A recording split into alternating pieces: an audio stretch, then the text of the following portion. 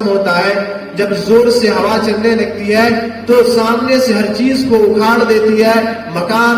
مضبوط مکانوں کو اکھاڑ کر پھینک دیتی ہے۔ تو اللہ کے نبی صلی اللہ علیہ وسلم کی سخاوت کو جو بتایا گیا من الریح المرسلتی، کہ آپ کی سخاوت جو تھی وہ اس طریقے سے بڑھ جاتی تھی کہ ہوا کے جھونکوں سے بھی زیادہ بڑھ جاتی تھی۔ تو ہمیں بھی ضرورت ہے کہ عید کے آنے سے پہلے ہم سخی بن جائیں۔ صرف اپنے کو نیا کپڑا نہیں پہننا ہے، آپ صلی اللہ علیہ وسلم نے یتیموں کے ساتھ اس طریقے سے آپ نے ویوہار کیا، آپ صلی اللہ علیہ وسلم نے یتیموں کے ساتھ اپنے اخلاق کو ایسا دکھلایا۔ آپ صلی اللہ علیہ وسلم نماز پڑھنے کے لیے عیدگاہ تشریف لے جا رہے ہیں، جیسے ہی آپ گھر سے باہر نکلتے ہیں، اب نکلنے کے بعد عید آتے ہی لوگوں کے اندر خوشی اور مسرت اور شادمانی کے اندر لوگ ملوث ہو جاتے ہیں اور خوشی بڑھ جاتی ہے۔ ہر ایک انسان کا،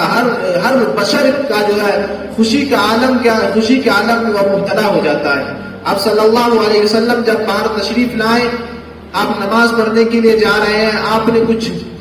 بچوں کو دیکھا۔ آپ دیکھتے ہی ہیں بچہ جب عید کے موقع پر نیا کپڑا پہنتا ہے اور والد صاحب کے کندھوں پر سوار ہو کر عیدگاہ جاتا ہے اور طرح طرح کے کپڑے کے اندر ملوث رہتا ہے۔ آپ نے کئی بچوں کو دیکھا کہ خوشی کے مارے جھوم رہے ہیں، ترانہ پڑھ رہے ہیں، ایک دوسرے کے ساتھ گلے مل رہے ہیں، کھیل رہے ہیں۔ اور ایک کنارے پر آپ صلی اللہ علیہ وسلم نے ایک بچہ کو دیکھا جو رو رہا ہے، آنکھ سے آنسو بہ رہے ہیں، آنکھ اشکبار ہے اور وہ بچہ ان کے چہرے سے غم ظاہر ہو رہی ہے۔ آپ صلی اللہ علیہ وسلم اس کے پاس تشریف لے جاتے ہیں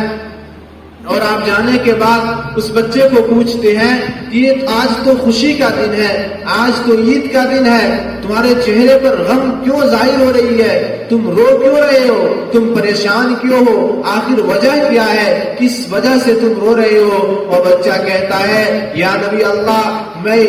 میرے پاس والد نہیں ہے، میں یتیم ہوں، میرے پاس باپ نہیں ہے، کاش اگر میرے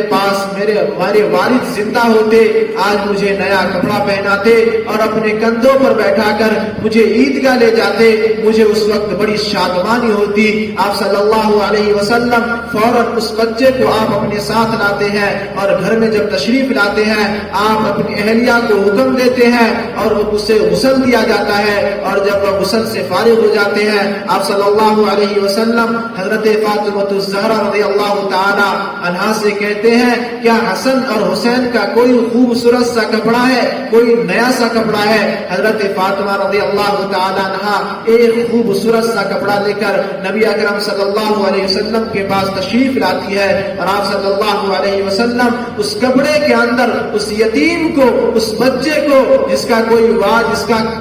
جن کے پاس والد نہیں ہے، آپ صلی اللہ علیہ وسلم اس خوبصورت کپڑے کو اپنے ہاتھ سے پہناتے ہیں اور آپ عیدگاہ کی طرف روانہ ہو جاتے ہیں، اور اس بچے کو آپ صلی اللہ علیہ وسلم اپنے کندھوں پر سوار کر کے عیدگاہ لے جا رہے ہیں۔ لوگ دیکھ کر حیران ہو جاتے ہیں کہ یہ یتیم ہے، ابھی تو کچھ دیر قبل یہ رو رہا تھا، ان کے چہرے پر غم ظاہر تھی اور چہرہ جو سرخ پڑا ہوا تھا، اور آپ